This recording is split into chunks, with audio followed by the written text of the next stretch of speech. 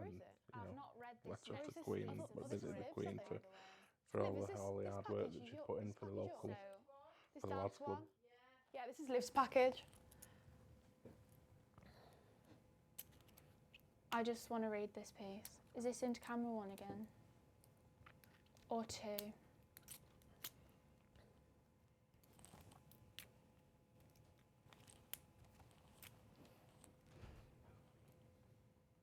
Okay. For new dads, taking their kids to playgroup can be often an isolating experience. Being the only dad in the group of a mum can be enough to put dads off. Now, one playgroup in Salford is trying to encourage young dads to get involved and speak to other dads about parenting while spending valuable time with their kids. Olivia Mwali joined in on a Who Let the Dads Out session to find out more. Ugh. I think it's helped Henry so much. Is this it's to helped me camera as well. 1? Like I say, it's been beneficial to both of us. Liv, how do you say your name? Malali. Malali. Okay. Is this weather cue to camera 1? Okay. Now, will Salford have a gloomy or a sunny week? Natasha Pierres has the latest weather updates in Salford. The day is quite windy here in Salford today. Also very dry, and it will stay like this throughout the day. That's all we have got time for today. Be sure to follow us on our updates, which you can find on Twitter at Salford Now or website at salfordnow.co.uk. Thank you for watching. Goodbye. The day is quite windy here in Salford. How do you say Natasha?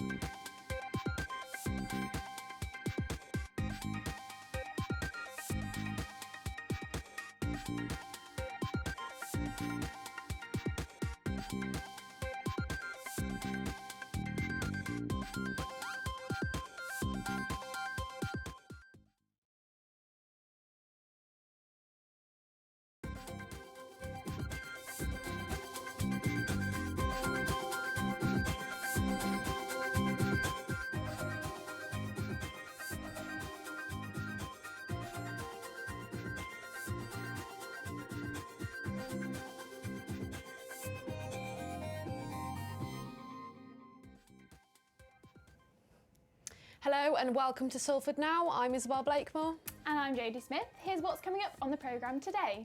We'll have reactions from Salford as Northern Rail loses the rail franchise. How do Salfordians feel about the countdown to Brexit? And memories of one of Salford's iconic lads clubs. Up first today, after months of dismay, delays and disruption, commuters in Salford made their first journey to work today, knowing that Northern Rail will be stripped of its franchise. In a move that will bring a second rail network under state control in less than 2 years, the so-called operator of last resort will take over services including those into and out of Salford. Our report, Danae Tesfaye, is in Salford Crescent. Danae, you've been talking to commuters today? Yes, I've been speaking to commuters all day, and although a lot of them are very, very happy that finally the Northern Rail nightmare will finally be over, however, a lot of them are feeling a little bit more anxiety and worried how they're going to implement all the new changes. Yesterday, it was announced by the Transport Secretary, Grant Shapps, that the that the rail services will be taken over and by the government and run by them. However, a lot of commuters are worried about the tracks themselves. One word is uncertain. Liv, yeah, do you want to There's no guarantee that things will improve. Yes, they're saying they're going to reinvest and so on, but the problem is it's the lines themselves are not up to scratch. It's better for the future, improved services hopefully, and yeah, I'd like to see it nationalised. I understand the idea of it, but it's kind of the in-between stage of trying to implement it all, so it could in the long run make a really good difference, because I know obviously like with Northern Rail, like it's just a bit of a nightmare for everyone. I don't even get it that often, and I know it is a nightmare. All the commuters can expect all the journeys to remain the same over the next few weeks. You'll be able to purchase tickets how you usually do. All the changes and the name changes will be implemented on the 1st of March. That's all from me. Now back to the studio.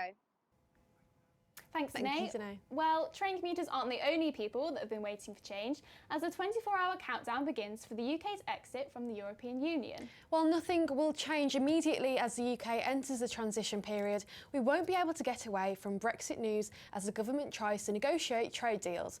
Natasha Perez went to see how locals in Salford are feeling about how we come close to Brexit deadline.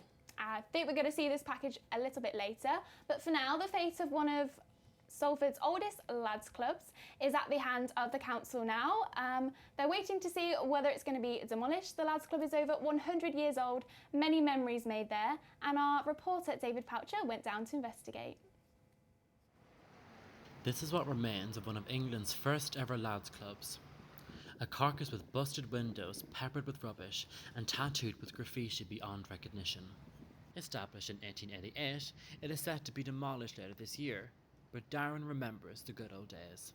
The whole point of the club was to give the lads something to do at night rather than just roam around the streets causing crime. That's me and my brother with Mrs. Green, and for her services she actually got an MBE and you know, letter off the Queen, visited the Queen for all the hard work that she'd put in for the lads club. Despite Salford City Council putting forward a revised planning policy recently, plans have been put forward to replace the site with 35 apartments. None of these apartments have been advertised as affordable.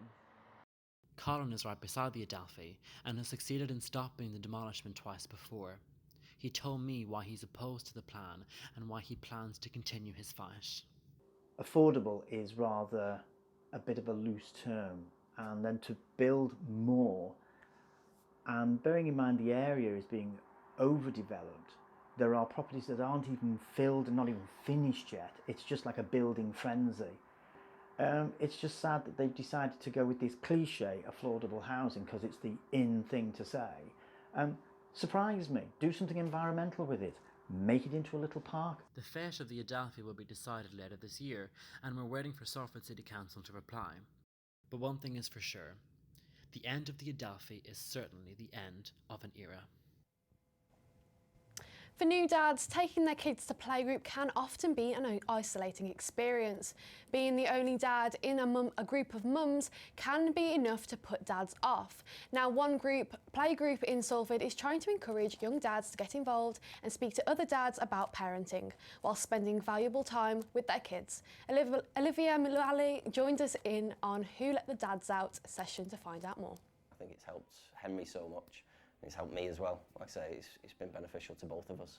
Who Let the Dads Out is a free playgroup organised by a group of volunteers. Andrew has been attending the group with his son from the very beginning.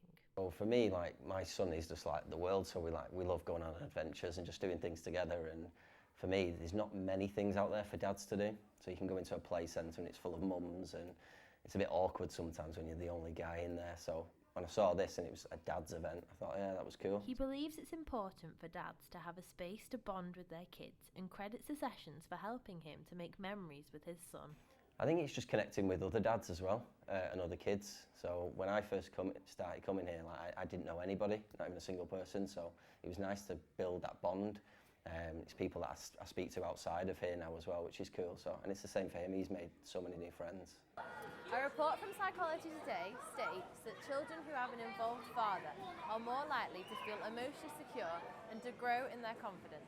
Groups like Who Let the Dads Out are providing a safe environment to encourage dads to spend more time with their kids. So this is just purely for guys. Come down, relax, have some free food. Children can play and they can just relax. And also, it kind of encourages dads to be open about parenting and the struggles as well that we can have with sleepless nights and that sort of thing.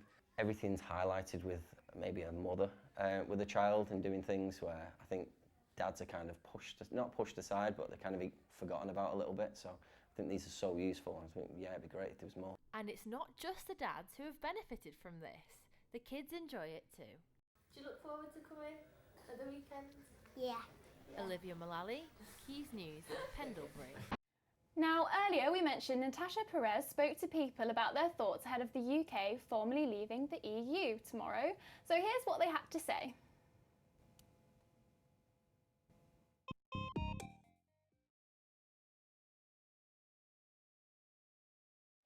In 2016, Salford voted to leave the EU, as so did another 17 million people across the UK, in a historic referendum that changed the political, social and economic panorama of the country. Now in 2020, 47 years of alliance are coming to an end. There is now less than 48 hours for Britain to leave the European Union. So what do the people of Salford think now that we're reaching the final moments? Excited. It's been years and years in the making. Like it's about time it's happening. Genuinely is. I voted every year for the party that would take us there, and finally we're getting there. So. To be honest, a little bit sad because I was a Remainer. However, I do accept the decision. Not a problem with that. But just hope the government can sort out the best deal that they can. Yeah, we don't know what that will be. Still a lot of things up in the air, and we're putting our trust in the government to get the best deal. I'm not sure how good it will be, but only time will tell. It won't affect my generation, it will affect more you guys, your generation really. But it's a bit of a concern because I have children, my wife and I, they're young still like you guys, and it's the future, you guys. We're a global village now. I think we should be cooperating more, having dialogue, and just not being at that table in Europe now, for me, for the UK, means we have less of a say. Led by Boris Johnson, the Brexit deal might be the closest ever to be final. But the transition period starts right after, due to last at least another year. Time for the government, businesses, organisations and people to prepare for the breakup. Now, will Salford have a gloomy or sunny week? Natasha Perez has the latest weather updates in Salford. The day is quite windy here in Salford today, also very dry, and it will stay like this throughout the day. Temperatures will be between 6 and 11 degrees, but the actual feeling will always be cold. Although tomorrow things are changing. The rain is coming and staying until the end of the weekend. Temperatures will also drop Saturday and Sunday. Therefore, it's the perfect time if you have the opportunity to stay at home, cozy up in your sofa, wrap up and enjoy a perfect cup of tea. That's the latest. Goodbye. Goodbye.